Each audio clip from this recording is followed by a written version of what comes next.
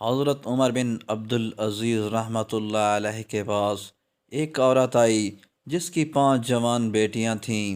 خاوند فوت ہو چکا تھا۔ وہ جس کے پاس جاتی سب خوش آمدید کہتے، لیکن یہ خوش آمدید اس کے لیے نہیں تھی، اس کے غریبی کے لیے نہیں تھی، اس کی خوبصورت جوان بیٹیوں پر گندی نظر ڈالنے کے لیے ہوتی۔ سمجھدار عورت تھی، بہت جلد سمجھ گئی کہ میرے لیے جوان بیٹیوں کی عزت بچانا مشکل ہے، تو وہ حضرت عمر بن عبدالعزیز رحمۃ اللہ علیہ کے دروازے پر آئی، دستک دی۔ کسی نے بتایا تھا کہ حضرت عمر بن عبدالعزیز رحمۃ اللہ علیہ ایسا بادشاہ ہے کہ وہ آپ کی جان و مال کا محافظ ہے، وہ آپ کی مدد کرے گا۔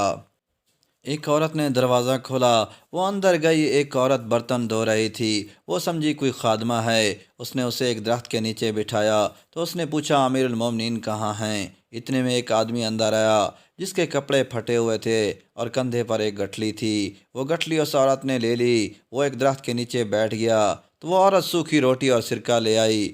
وہ عورت سمجھی کوئی غلام ہے۔ جب وہ کھانا کھا چکے تو اسی عورت نے آواز دی، امیر المومنین مہمان آئے ہیں۔ وہ عورت کہتی ہے، میں حیران رہ گئی۔ میں نے اس خادمہ سے کہا، آپ میری غریبی کا مذاق اڑا رہی ہیں، یہ پھٹے ہوئے کپڑے اور سوکھی روٹی کھانے والا امیر المومنین ہے۔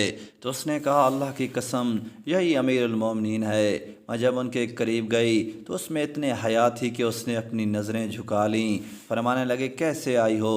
میں نے کہا، یہ میری بیٹیاں ہیں، میں غریب ہوں، بیوہ ہوں، میرے پاس ان کے لیے کچھ نہیں۔ میرا خیال تھا کہ امیر المومنین میری تمام بیٹیوں کے لیے 100 دینار وظیفہ لکھ دیں تو کافی ہے۔ اس نے قلم اٹھایا، میری ایک بیٹی کے لیے 1 سال کے لیے 1000 دینار لکھ دیے۔